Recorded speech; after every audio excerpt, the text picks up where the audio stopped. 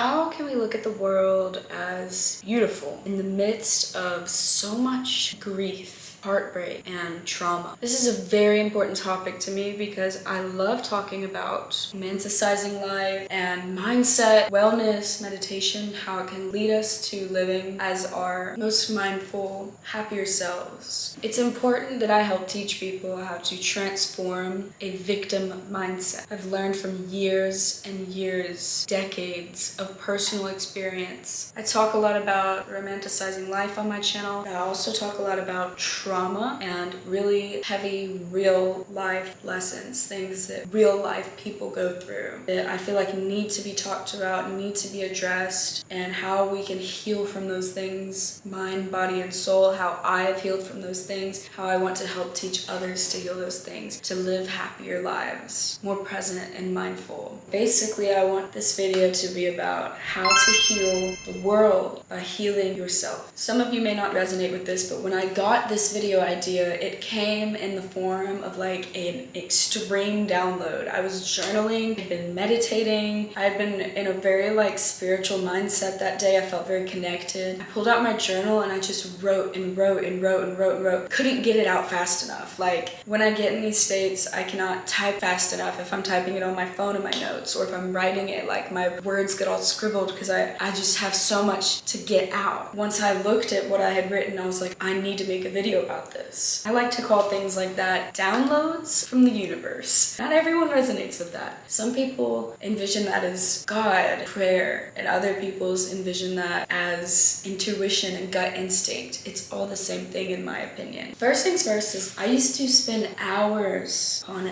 hours, days, weeks, years of my time worked up, ranting and feeling worried about the state of the world. There's just so much that's not fair. There's so much cruelty. It didn't make sense to me, and I would spend so much of my time thinking about it. How can we help it? I would feel hopeless about it. You know, how are we going to solve world peace and world hunger? It felt hopeless. And there's so many things that people don't talk about, things we need to talk about and bring awareness to. However, it took me many years to realize an extremely important lesson when it comes to this, that in order to heal the world and in order to help others, even in order to help your community and your immediate family, in order to do that, you have to first help yourself. You have to heal yourself first. You have to work on that first. Pour your cup first. Feed yourself first. Put your own oxygen mask on first. You cannot do anything in the efficient manner that you want to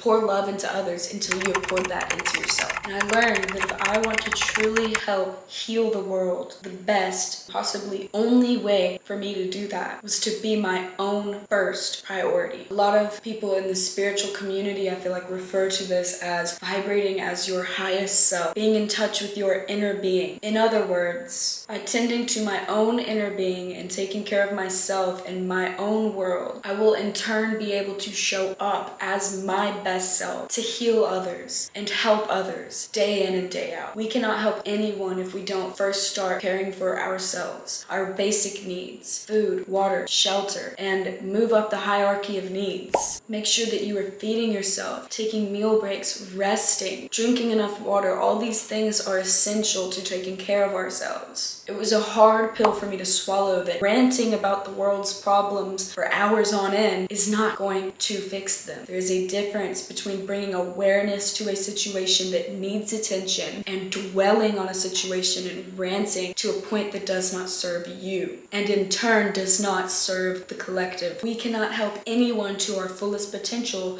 if we are exhausted, if we're burnt out, if we're hungry, if we're thirsty, if we're sleepy. It's important when thinking about the state of the world and getting all wrapped up in it to remain hopeful, remain faithful, that things are working out in your favor even when it doesn't seem like it. Find optimism in the situation. Find things that feel good in every moment. Make that a habit. Ingrain it into your subconscious to where you subconsciously look for the good in everything. Talking about world situations to bring awareness is one thing, but dwelling on things and getting worked up and getting lost in the sauce isn't going to help anyone, and it keeps you from being able to help others. It keeps you from peace, and in the end, it only causes causes more conflict. But this is something we all do. We all can get wrapped up in things. It doesn't mean that we need to cut that out and never do it. All I'm saying is we need to bring awareness to it when we are. Bring awareness to, maybe I'm getting too worked up. Maybe I'm getting lost and losing the point. Maybe I've neglected my self-care in thinking about this topic. Maybe it's time to go back to that. Maybe it's time to center myself. Bring awareness to whatever is going on presently, and then make moves to fix it.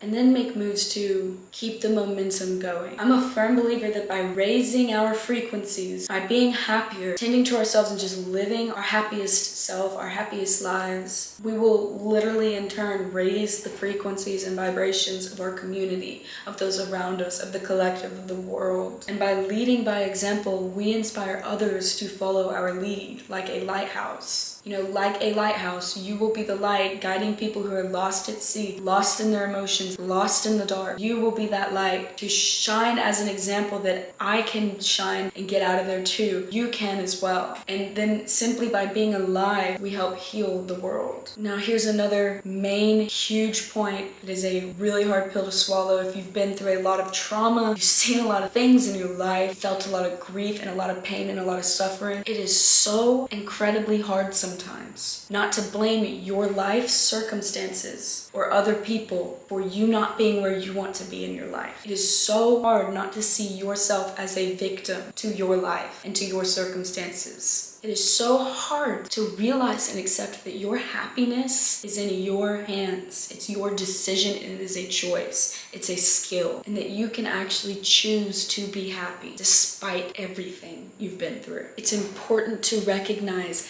that your thoughts become your feelings, which in turn inspire your actions. The actions we take determine the reality we live in our day-to-day life. This habitual pattern creates your beliefs, which is the lens through which you experience and see the world. It is how you feel about life itself. It is literally how you live your life, based off what you believe to be true. Our beliefs are the lens through which we see our life. However, our beliefs aren't always fact. They aren't always true, and they aren't always serving us. So to change your reality, to change your life, you must first start with your thoughts. Where do you start with your thoughts? Monitoring your thoughts, becoming aware, bringing awareness. How do you do that? Meditation. Meditation teaches you how to observe your thoughts rather than becoming them. To change your thoughts, you have to first observe them and become aware. Then you can redirect your thoughts to what you want to believe. You do this enough, you will create the actions, and then you will create the habits, and then you will create new beliefs that do serve you. And these are based off thoughts you chose, okay? So that's how we become the creators of our reality. So to start with your thoughts, you must first become aware and step into the position of the observer of your thoughts and feelings. And then once you become aware, you choose which thoughts you want to have that are most conducive to the life you want to live. And the goal, this is very important, the goal is not to get rid of all your thoughts. It's not to get rid of your negative thoughts. It's to simply become aware and redirect.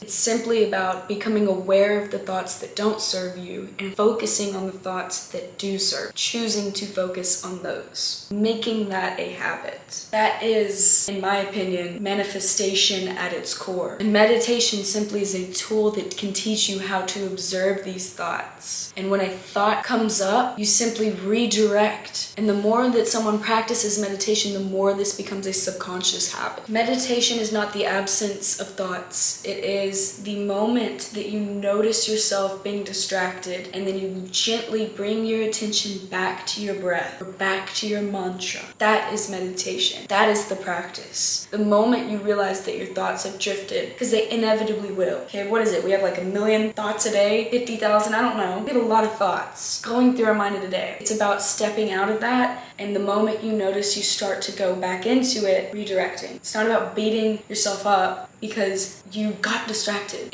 Meditation is simply noticing when you do get distracted, redirecting back. That is successful meditation. Back to your breath, back to your mantra, whatever it may be. There's so many different ways to practice meditation. It's not about getting rid of the bad, negative feelings or thoughts. It is about being willing to feel them. It is about being respectful of them, knowing that they have their place and knowing that they do serve us to some extent. Learning to accept what you feel and practice being willing to feel it. Acceptance, willingness, surrender, respecting your feelings. Feel your feelings when you feel them. Be willing to feel your feelings and choose to focus on good thoughts and good feelings anyway. Choose to be grateful anyway. Choosing to put the most focus on those good thoughts most of the time rather than negative thoughts most of the time. That is our choice. Everything we seek is within ourselves, not outside of ourselves, not in some external thing or achievement. This next part is about learning to trust that everything happens perfectly in divine timing and in your favor, even when it really does not feel or seem like it. Think about how many things in the past that you've wanted so desperately to work out and then they didn't. And then you look back on it one day and you're like, I am so glad that didn't work out. Or maybe soon after, an even better opportunity came up. Trust that it is true that things are happening in your favor, even when it doesn't feel like it. Take inspired good action when you feel it, but also rest, have leisure, have playtime, have friends, socialize, and live your life without focusing so much on what you want and don't have. Practice gratitude for what you do have and what's to come for you. Even if you can just do this most of the time, it will tip the scales in your favor. We don't have to be thinking positive 100% of the day, all day, every day, but it is a choice that we can make regularly in our daily lives to feel good and live better. Bad feeling emotions have their place and need to be honored and respected too. Bad is just a perception after all. Everything is just your perception. One of my favorite examples of this is the story of the Chinese farmer. Now, I'm not going to take the time to retell that story, but you should look up the story of the Chinese farmer. It's incredible. Practice acceptance. Practice willingness. You have control over how you perceive things in your reality. Take small actions toward living the life you want every day and live in that vibration. Milk those moments for all they have and enjoy them. Enjoy. Then have the patience to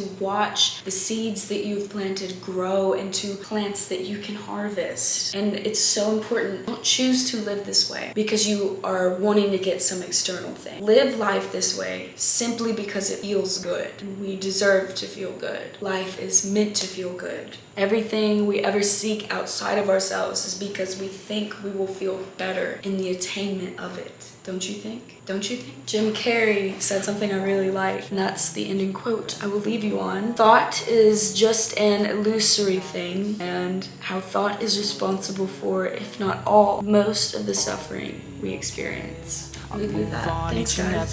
The past is where it stays. Way back a year ago,